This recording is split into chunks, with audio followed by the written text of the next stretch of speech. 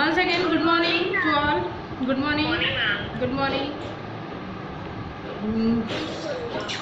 Sunday को आपका paper हो गया था, आपने अच्छे से पेपर भी किया अपना। अब नेक्स्ट संडे तो फिर अब आपकी हिंदी, इंग्लिश और मैथ से आपका पेपर है ना। एवरी संडे आपका टेस्ट होगा। आज हम लोग ज्ञान सागर पढ़ते हैं और ज्ञान सागर में कौन सा चैप्टर पढ़ेंगे हम? पार्ट 3, निर्मला, सांप और सयाल। ठीक है, निर्मला, सांप और Sayal. Good morning. Good morning. हाँ बोलिए। मैम आज कौन सा सब्जेक्ट पढ़ाएंगे? सब्जेक्ट तो मैं हिंदी ही पढ़ाऊंगी क्योंकि हिंदी ही मेरा सब्जेक्ट है। नहीं मैम। हाँ? हिंदी ग्रामर या फिर तो हिंदी में ज्ञान सागर मैंने रूटीन लिखवाया है ना आप लोगों को कि मंगलवार और बृहस्पतिवार को ज्ञान सागर हम लोग पढ़ेंगे और शनिवार को अभ्यास सागर करेंगे। तो आज कौन सा दिन है? मंगलवार है ना, तो हम लोग ज्ञान सागर पढ़ेंगे।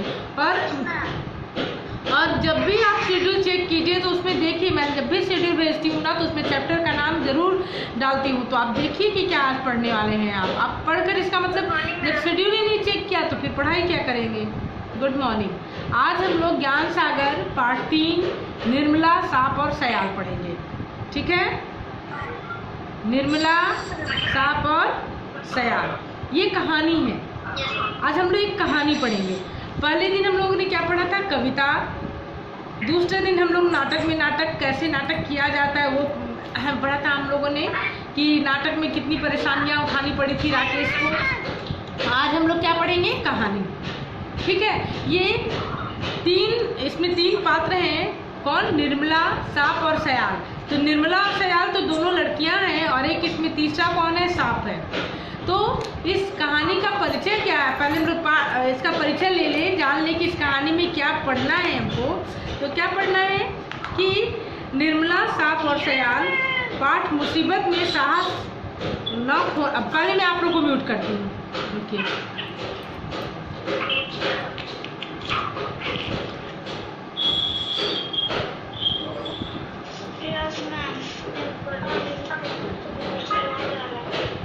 हाँ, अभी ठीक है। अब मैं पढ़ाना शुरू करूँगी आपको। हाँ, इस पाठ में क्या कह रहा है कि निर्मला, सांप और सयाल पाठ मुसीबत में साहस न खोने, मुसीबत में मित्र की सहायता करने तथा कठिन समय में बुद्धिमानी से काम लेने की सीख देता है। यह पाठ क्या करता है कि मुसीबत में साहस न खोने, मुसीबत में मित्र की सहायता करने तथा कठिन समय में बुद्धिमानी से काम लेने की सीख देता है। यह चैप्टर जो हमारा है। और साथ ही साथ यह भी बताया गया है कि भलाई करके किसी के भी दिल को जीता जा सकता है। जैसे निर्मला द्वारा सयाल को मोतियों की माला भेंट करके जीता गया। इस कहानी में क्या है? ठीक है, अब कहानी क्या है? कहानी भी देख लीजिए आप लोग।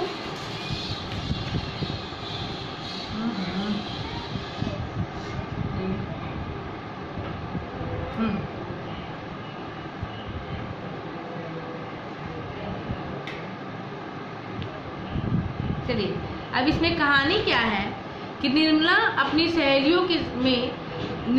को अपनी सहेलियों में लहनू भाई भोया बहुत बुरी लगती थी। सयाल के पिता का नाम लहनू भाई भोया था। सयाल के व्यवहार और गुणों की सभी प्रशंसा करते थे। ठीक है, निर्मला भला सयाल की तारीफ कैसे सह पाती। लोग सयाल की माँ से कहते, कलगी बेन तुम्हारी लाडली बड़ी होनहार है, इसकी प्यारी सी मुस्कान सबको खुश कर देती है। प्यारी सी मुस्कान? निर्मला चिढ़कर बुदबुदाती, दांत निकाले रहती है और लोग कहते हैं प्यारी सी मुस्कान।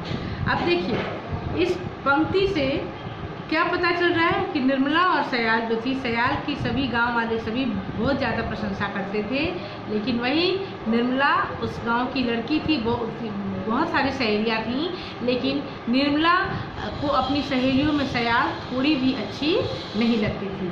क्यों?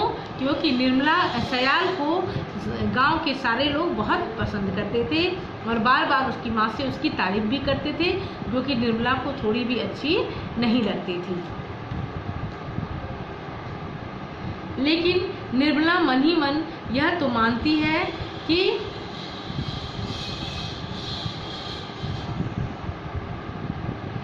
सयाल की मुस्कान बहुत प्यारी है।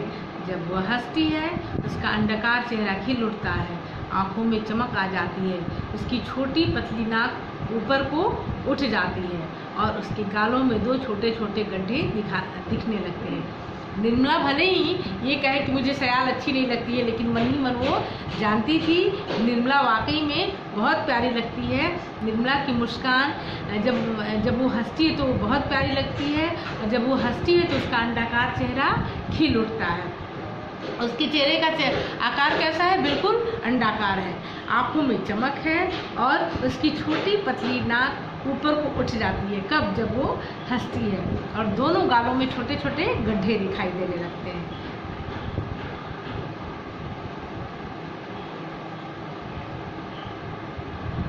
यहाँ तक क्लियर है?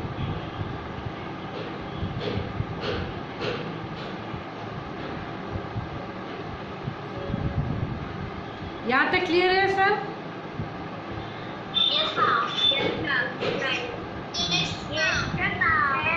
ओके, आगे बढ़ते हैं हम लोग। ठीक है, आगे बढ़िए। सारे बच्चे अपने आप को म्यूट कर लेंगे तो बहुत अच्छी बात होगी। मैं तो बार बार बोल रही हूँ कि म्यूट कीजिए अपने आप को।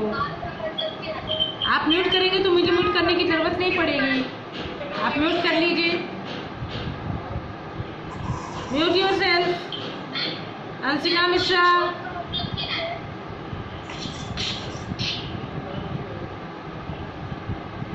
देखिए तो कितनी अच्छी बात है। अब आगे सुनिए। कोई सवाल अभी नहीं, अभी मैं पढ़ाऊंगी, बाद में हम लोग सवाल करेंगे, ठीक है? तो निर्मला सयाल से चिढ़ती थी, लेकिन मन ही मन उसकी जो मुस्कान थी, उसका जो चेहरा था, वो उसकी मुस्कान, उसका चेहरा, उसके चेहरे का आकार, जब वो हंसती थी तो कितनी प्यारी लगती थी, ये सब निर्मला को बहुत अच्छा लगता था। ठीक है, अब हम लोग आगे बढ़ते हैं। सयाल की मुस्कान तो मोहक थी, किंतु उसकी पोशाक उतनी आकर्षक न थी। सयाल हंसती थी तो बहुत अच्छा लगता था, सब कुछ बहुत अच्छा था, लेकिन उसकी पोशाक उतनी अच्छी नहीं लगती थी, उतनी आकर्षक नहीं थी। आकर्षक का मतलब क्या? जो दूसरों को अपनी ओर खींच ले, तो उतनी आकर्षक नहीं दिखती थी। क्यों? क्योंकि पैबंद लगे कपड़ों से उसकी गरीबी झांकती थी। वो लोग गरीब थे, तो इतने गरीब थे कि कपड़े भी सही से नहीं थे। जहाँ जहाँ कपड़े फटे हुए थे वहाँ दूसरे कपड़ों के टुकड़े को जोड़ दिया गया था, उसको ही पैबंद कहते हैं हम लोग। दूसरे कपड़े के टुकड़े जब उसमें जोड़ के सिल दिए जाते हैं तो उसको वो पैबंद कहलाती है। तो उसके कपड़ों से उसकी गरीबी झांकती थी। उसके हाथ में पड़ी चूड़ियाँ भी उतनी सुंदर न थी जितनी निर्मला की चूड़ियाँ थी। यह भी सच है कि गुजरात के उस छोटे से आदिवासी गांव बरटाड में इतनी सुंदर गले की माला किसी और के पास न थी जैसी निर्मला के पास थी। यानी जहां ये लोग रहते थे गुजरात के बरटाड जिले में, बरटाड गांव में, वहां उतनी सुंदर माला किसी के पास नहीं थी जितनी सुंदर निर्मला के पास थी। सयाल बुद्धि और विवेक में निर्मला से बहुत आगे थी। सयाल ज़्यादा होशियार थी, निर्मला इसलिए भी सयाल से चिढ़ती थी। ठीक है, सयाल को स्कूल जाना अच्छा लगता है और निर्मला हरदम इस मौके की ताक में रहती कि स्कूल छोड़कर खेतों में जाने को मिल जाए। यानी निर्मला, जो काम सयाल को अच्छा लगता था वो निर्मला को बिल्कुल ही अच्छा नहीं लगता था। निर्मला निर्मला झोपड़ी के अंदर से उसकी माँ पुकारती है। अरे 8 बज गए, धूप चढ़ाई और मवेशियों को चराने ले जाने वाला कोई नहीं है। जा बेटा जा, आज तू चरा ला, स्कूल किसी और दिन चली जाना। जो निर्मला चाहती थी वही उसकी माँ ने कहा कि एक दिन 8 बज गए थे, निर्मला अभी सोई हुई थी, उसकी माँ ने उसको जगाकर कहा कि जाओ और मवेशियों को चरा लाओ और स्कूल किसी और दिन चली जाना, क्योंकि आज कोई भी घर में नहीं है जो मवेशियों को चरा सके। अचानक ही वह जोर से गुस्सा होकर बड़बड़ाई, हाँ, निर्मला खुशी से उछल पड़ी क्योंकि आज उसको स्कूल नहीं जाना था और मवेशियों को हाँकते हुए गांव के धूल भरे रास्ते पर चल पड़ी। वो सारे गायों को लेकर और धूल भरे रास्ते पे चली गई। कुछ फरलांग की दूरी पर, देखिए फरलांग यानी 220 गज की दूरी, 220 मतलब जो पैर से एक फरलांग, 2 फरलांग कहते हैं ना, गज में उस दूरी को मापते हैं, तो 220 गज की दूरी होती है। तो कुछ फरलांग की दूरी पर क्या देखा, दूरी पार करने के बाद यानी कुछ दूर जाने के बाद उसने क्या देखा कि निर्मला जंगल की ओर मुड़ गई। वहाँ कुछ ही दूरी पर थोड़ी सी खुली हुई जगह थी जहाँ मवेशियों को आराम से चराया जा सकता था। निर्मला जब मवेशियों को लेकर आगे बढ़ी, गायों को लेकर आगे बढ़ी, तो कुछ फरलांग की दूरी पर जब आगे चली गई तो वो जंगल की तरफ चली गई और वहाँ उसने ऐसी जगह खोजी जहाँ आराम से पेड़ की छांव में बैठ के मवेशियों को चराया जा सकता था, उनको देखा जा सकता था। अचानक ही वह जोर से गुस्सा होकर बड़बड़ाई।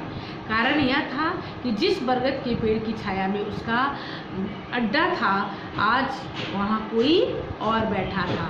पेड़ के तने से टिकी पीठ देखकर ही वो समझ गई कि वह और कोई नहीं, सयाल है। यहाँ तक समझ में आ गई बात? क्लियर है? Yes ma'am. यानी कि निर्मला सयाल से बहुत ज़्यादा चिढ़ती थी और जब वो गाय चुराने ले जाती है और जहाँ वो रोज बैठती थी वहाँ क्या देखा उसने कि आज निर्मला सयाल उसकी जगह पर बैठी हुई थी और वो काफ़ी गुस्से में आ गई कि जहाँ देखो ये वहाँ पहुँच जाती है। गायों की घंटियों की आवाज़ सुनकर सयाल ने इधर उधर देखा और निर्मला को देखकर बहुत खुश हुई। सयाल ऐसी नहीं थी, सयाल निर्मला को बहुत पसंद करती थी। जब उसने गायों की घंटियों की आवाज़ सुनी तो उसने इधर उधर देखा और क्या देखा कि निर्मला वहाँ खड़ी है। वो बहुत खुश हुई और हाथ हिलाकर उसे बुलाने लगी, ए निर्मला इधर आ छाया में। लेकिन सयाल की उपेक्षा करती हुई निर्मला थोड़ी आगे निकल गई। लेकिन निर्मला ने ऐसा दिखाया कि वह सयाल को नहीं देख रही है, ना ही उसको सुन रही है और वो आगे बढ़ गई। क्यों? क्योंकि उसको सयाल के पास नहीं बैठना था। निर्मला के मवेशी नरम घास खोजने के लिए बिखर गए। अब गाय जो थे वो इधर उधर जहाँ जहाँ नरम घास थी वो खाने के लिए आगे बढ़ गए। तो निर्मला इधर उधर देखकर सोचने लगी कि वह किधर जाकर बैठे। आखिर उसने एक झाड़ी देखी। वो लोग तो जंगल में चले गए थे ना, तो वहाँ उसने क्या देखा कि एक झाड़ी है जिसकी छाया में वो बैठ सकती थी। वह घुटनों के बराबर ऊंची घास के बीच में से होती हुई वहाँ पहुँच गई और वो झाड़ी में जब जाने लगे तो उधर रास्ते में उसकी घुटनों के बराबर घास थी। इतने बड़े बड़े घास थे, लेकिन उसको पार करती हुई वो आगे निकल गई। रुकिए, थोड़ा और बच्चों को एडमिट कर दूं मैं। और हाँ बोलिए बेटा, बोलिए, पूछिए। 1 बाई 1 क्या पूछना है, पूछिए।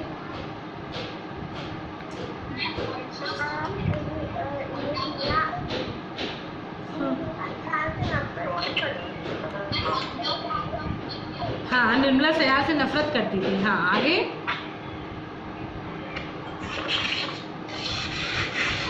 हाँ किंजल, क्या पूछना चाह रही है, पूछिए। क्या?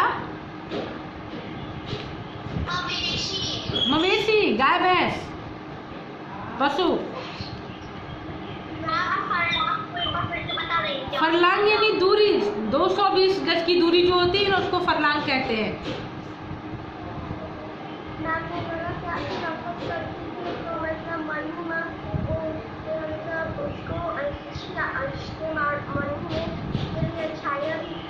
हाँ, वो मन ही मन उसको मतलब उसकी हंसी, निर्मला को सयाल की हंसी बहुत अच्छी लगती थी। क्यों? क्योंकि जब वो हंसती थी तो उसके दोनों गाल में गड्ढे पड़ जाते थे, उसकी नाक, पतली सी जो नाक थी वो ऊपर उठ जाती थी, उसको अच्छी वो बहुत लगती थी, लेकिन वो जाहिर नहीं करती थी। और गांव के लोग जब उसकी तारीफ करते थे तो वो उसे पसंद नहीं था, इसलिए वो गुस्सा होती थी। ठीक है, तो हमने अभी तक क्या देखा कि उसको पढ़ना लिखना निर्मला को अच्छा नहीं लगता था। जब उसकी माँ ने कहा कि मवेशियों को चरा कर ले आओ, स्कूल किसी और दिन चली जाना, तो वो पशुओं को लेकर और जंगल की ओर चली जाती, आगे बढ़ जाती है, और कुछ फरलांग की दूरी पर जाकर मतलब कुछ आगे बढ़ने के बाद वो जंगल की ओर मुड़ जाती है। और एक जगह उसको छाया दिखती है, उस पेड़ के नीचे जहाँ वो हमेशा आकर बैठा करती थी, बरगद का पेड़ है, वहाँ वो सोचती है कि अपने मवेशियों को छोड़कर और मैं यहाँ आराम से बैठ सकती हूँ। तो उसने क्या देखा कि वहाँ सयाल पहले से बैठी हुई थी। उसे काफ़ी गुस्सा आता है क्योंकि वो वहाँ बैठती थी। सयाल उसको बुलाने की कोशिश करती है, लेकिन सयाल की उपेक्षा करके वो बिना मतलब ऐसा दिखाती है कि सयाल की उसने आवाज़ नहीं सुनी और वो आगे बढ़ जाती है। और आगे जाकर कुछ आगे बढ़ने पर वो ऐसी जगह ढूंढ रही थी जहाँ कुछ थोड़ी छाँव हो और आराम से बैठ सके। उसने क्या देखा कि आगे झाड़ी है, झाड़ी में वहाँ पे थोड़ी छाया थी, तो उसने सोचा कि मैं वहीं जाकर बैठ जाती। और जब वो आगे बढ़ती तो उसके और इतनी झाड़ी थी कि उसके घुटने तक लंबे लंबे घास थे। ठीक है, यहाँ तक हम लोगों ने पढ़ लिया। अब आगे स्टोरी जानते हैं। ओके, अपने आप को म्यूट कर लेते हैं। हाँ, सारे बच्चे म्यूट कीजिए अपने आप को। हाँ, अब निर्मला को एक बार सयाल ने पुकारा, लेकिन निर्मला ने उसे कोई ध्यान ना दिया। निर्मला को एक बार फिर से सयाल ने पुकारा, लेकिन निर्मला ने उस पर ध्यान नहीं दिया। फुश! अचानक क्या फुफकार सुनकर निर्मला के प्राण सूख गए। उसने मुड़कर देखा, एक दैत्याकार अजगर सांप उसकी तरफ उसकी वो जलती आंखों से घूर रहा था। वह 12 फीट से भी ज़्यादा लंबा था। वह निर्मला के इतने नज़दीक था कि वह वहाँ से भागने का साहस भी न कर सकी। वह चीखना चाहती थी, पर भय के कारण उसकी घिघी बन गई। अब निर्मला तो गुस्से में झाड़ी की तरफ चली गई कि मैं यहाँ रहूँगी ही नहीं और सयाल के पास बैठूंगी ही नहीं। और जब वो जैसे ही सयाल ने निर्मला को आवाज़ भी लगाई, लेकिन निर्मला ने उसको अनदेखा करके और वो झाड़ी की तरफ जाकर बैठ गई। अभी उसने बैठने की कोशिश की, तब तक उसने फुस की एक आवाज़ सुनी और उसने क्या देखा कि एक 12 फीट का बहुत बड़ा लंबा अजगर उसके सामने, उसके से बिल्कुल सटे हुए था। उसके तो प्राण सूख गया, होश ही उड़ गया उसके। और वो इतना नज़दीक था, उसके जलती आंखों से उसको घूर रहा था, देख रहा था। वो इतना उसके नज़दीक था कि वो वहाँ से भागने की कोशिश भी नहीं कर सकती थी। ठीक है, वह चीखना चाहती थी, लेकिन भय के कारण उसकी घिघी बन गई। वो बहुत ज़्यादा मतलब डर चुकी थी। अब घिघी बनना भी एक मुहावरा है, और इसको क्या बोलते हैं? घिघी बनना यानी जब गले से आवाज़ नहीं निकलती है, डर के कारण गले से जब आवाज़ ना निकले तो उसको क्या कहेंगे? घिघी बनना। तो उसकी डर के मारे घिघी भी बन गई थी। अचानक सांप उछला। देखिए, हम लोग एक छोटे से सांप को भी देखकर डर जाते हैं, मतलब उसके फोटो को भी, उसकी तस्वीर को भी देखकर डर जाते हैं। और यहाँ तो एक बड़ा सा अजगर था, 12 फीट लंबा वो अजगर था। अचानक वो सांप उछल जाता है और वह बड़े गुस्से से फिर फुफकारा। निर्मला ने अपनी ज़िंदगी में ऐसा भयानक दृश्य कभी नहीं देखा था, ना कभी सुना था। अचानक अजगर का सिर आगे को बढ़ा और साथ ही साथ उसने पूँछ भी उठाई। अब देखिए, वो आगे की तरफ बढ़ता है और पीछे से अपनी पूँछ भी उठा लेता है। पलक झपकते ही निर्मला का घुटना उसकी कुंडली में फंस गया, यानी पूँछ से उसने उसके घुटने को अपने में जकड़ लिया, निर्मला के घुटने को, और उसने अपने जबड़ों से निर्मला का पंजा पकड़ लिया। सांप की सख्त पकड़ से निर्मला को लगा कि उसकी हड्डियां चूर चूर हो जाएंगी। इतना अजगर सांप था, वो तो निगलता है ना, वो तो खाता भी नहीं, वो तो निगल जाता है। अब निर्मला को लगा कि उसकी हड्डियां तो, क्योंकि उसने बहुत ज़बरदस्त पूरी तरह से कस कर, टाइट एकदम जिसको कहते हैं, उस तरह से अजगर ने निर्मला को पकड़ लिया था। और निर्मला को ऐसा लगा कि उसकी हड्डियाँ चूर चूर हो जाएंगी। उसे लगा कि अब वह मर जाएगी। वह एकदम से चिल्ला पड़ी, बचाओ बचाओ। जब कुछ होता है तो हम लोग बचाओ बचाओ कहते हैं ना, निर्मला भी अचानक से बचाओ बचाओ कहकर चिल्लाने लगी। निर्मला ने सांप को झटकारने की कोशिश की, लेकिन उसे छूने की भी हिम्मत न कर सकी। सांप उसके पैर में कुंडली मारकर लिपटा हुआ था। अचानक सांप पर किसी ने लाठी से वार किया। अब तो निर्मला एकदम घबराई हुई थी, उसको कुछ समझ नहीं आ रहा था, लेकिन अचानक उसने क्या देखा कि उसके सांप के सिर पर किसी ने लाठी से वार किया। यह हमला सयाल ने किया था। आखिर उस जंगल में एक अकेली सयाल ही तो थी, तो किसने किया था? सयाल ने किया था। सांप गुस्से से तिलमिला उठा, फिर भी उसने अपनी पकड़ न छोड़ी। सयाल सयाल मैं मर रही हूँ। अब निर्मला ने जब सयाल को देखा तो उसने सयाल से क्या कहा कि मुझे बचा लो, मैं मर रही हूँ, कुछ नहीं होगा, घबराओ नहीं। सयाल चिल्लाई और बड़ी निर्भीकता से सांप की कुंडली खोलने की कोशिश में लग गई। सयाल ने निर्मला को ढाढ़स दिया और कहा कि कुछ भी नहीं होगा, घबराने की ज़रूरत नहीं है, मैं आ गई हूँ, मैं तुम्हें बचा लूँगी। और सयाल की सांप से निर्मला को बचाने की कोशिश वो करने लगी। मुझे इसका जहर चढ़ रहा है, निर्मला चिल्लाई। अरे यह अजगर है, इसके अंदर जहर नहीं होता। निर्मला को ऐसा लगा, क्योंकि सब कोई जानता है कि सांप में तो जहर होता। वो इतना डर चुकी थी कि उसे ऐसा आभास हो रहा था कि उसका जो जहर है वो उसके ऊपर चढ़ रहा है। तो उसने क्या कहा कि सयाल ने कहा कि नहीं नहीं, ये अजगर है, इसमें जहर नहीं होता, तुम घबराओ नहीं, मैं अभी तुम्हें बचा लूँगी। जस्ट अ मिनट, मैं एडमिट कर दूँ बच्चे। यहाँ तक क्लियर है? ओके। क्या हुआ, क्या हुआ, बोलिए। सांप देखे थे रोड पर? कब देखे थे? कब देखे थे? आज? अरे बाप रे।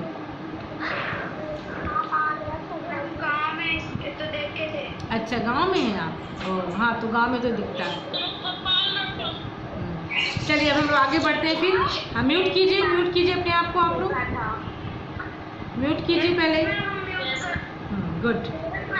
हाँ, आप लोग तो एकदम अच्छे स्टूडेंट हो चुके हैं। हाँ चलिए, अब निर्मला ने क्या कहा कि मेरे ऊपर जहर चढ़ रहा है, मुझे बचा लो। लेकिन सयाल ने कहा कि घबराने की कोशिश मत करो, कुछ भी नहीं होगा, मैं आ चुकी हूँ। ठीक है, आगे देखिए।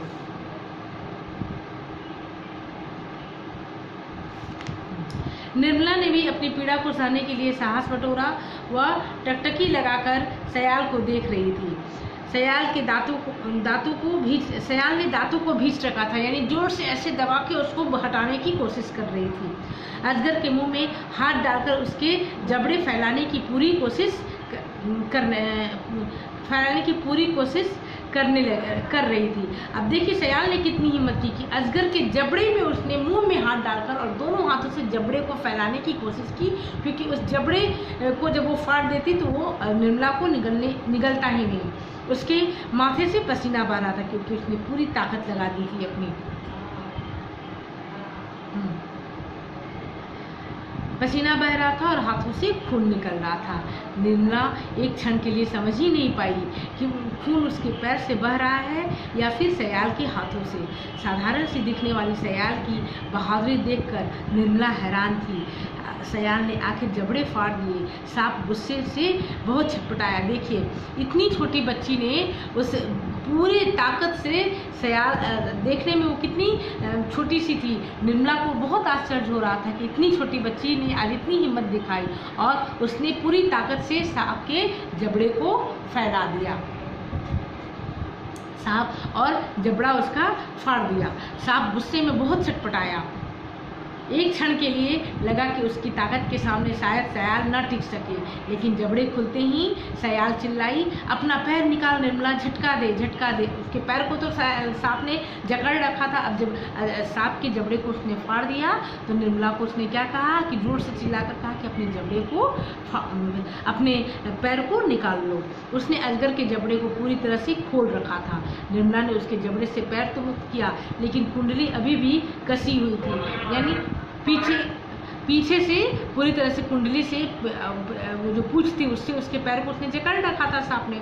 तो उसने आखिर दोनों ने जोर लगाया और फिर कुंडली का दबाव कम हुआ। सयाल ने इतनी जोर से झटका दिया कि निर्मला सांप को कुंडली से छूटकर दूर जा गिरी। अब सांप का शिकार सयाल थी। अब देखिए, जबड़ा को तो उसने खींच दिया था, अब निर्मला तो दूर जा गिरी। अब सांप ने, चूंकि सयाल ने सांप पर वार किया था, तो सांप ने अब सयाल पर वार किया। सयाल ने निर्मला को भाग जाने के लिए कहा।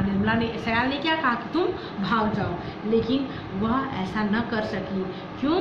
क्योंकि उसे पता था कि सयाल ने आज अपनी पूरी जान उसको बचाने के लिए लगा दी है।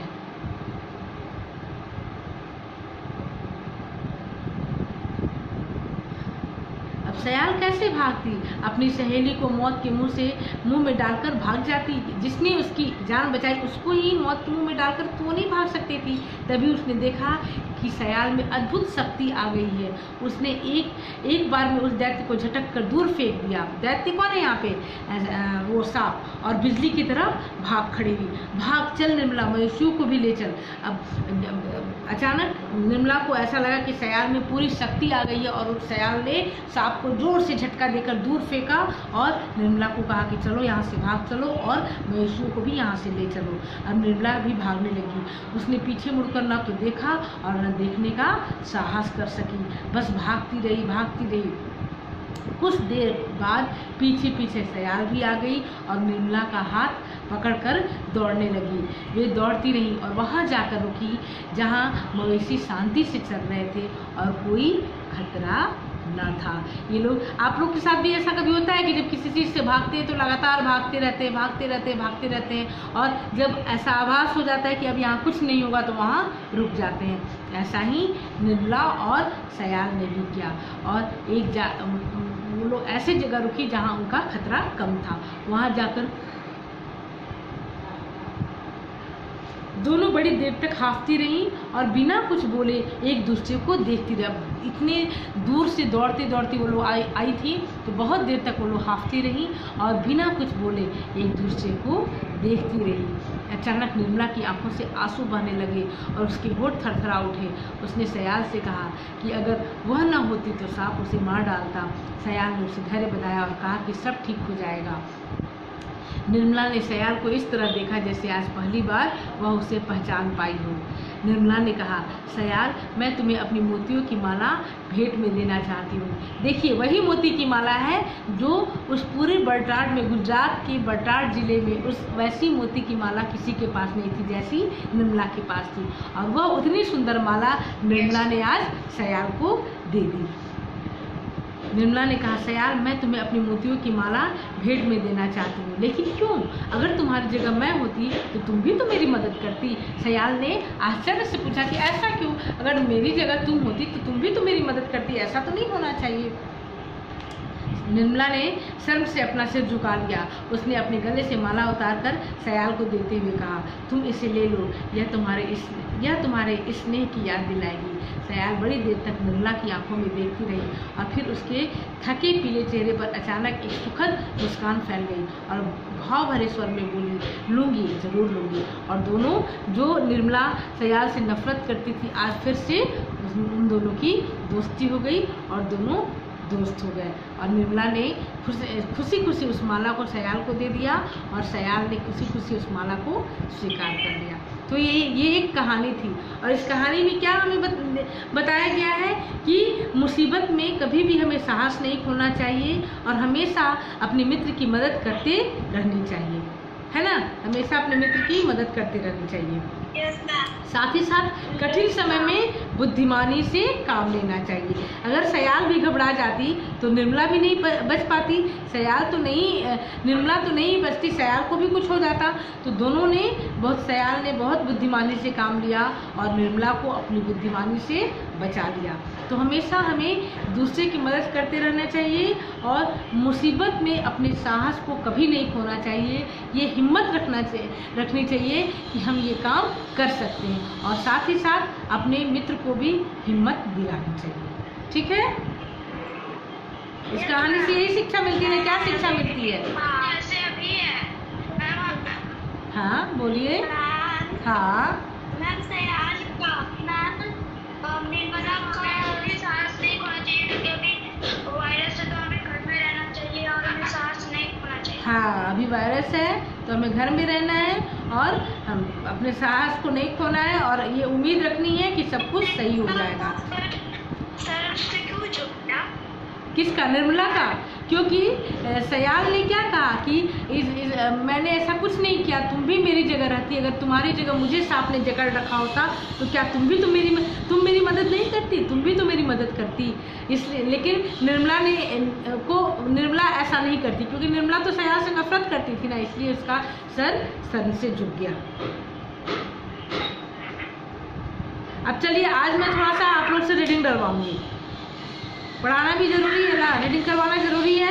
सारे बच्चे अपने आप को म्यूट करेंगे और जिसको मैं बोलूँगी वो अनम्यूट करके पढ़ेगा। बीच में कोई बोल देगा तो फिर उसको दोबारा कभी पढ़ने के लिए नहीं दूंगी।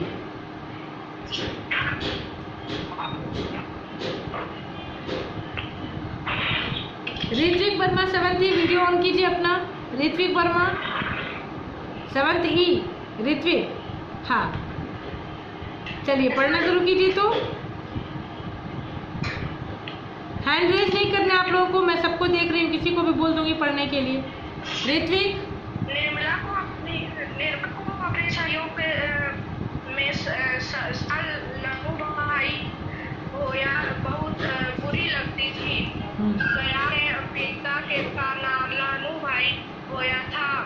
सयाल के व्यवहार और गुणों की सभी प्रशंसा करते थे। निर्मला भला सायल की तारीफ कैसे कर सकती? लोग सयाल की माँ से कहते, कल की पे तुम्हारी लाडली बड़ी होनहार है।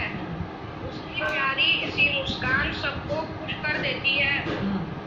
प्यारी सी मुस्कान निर्मला चिढ़कर बुदबुदाती।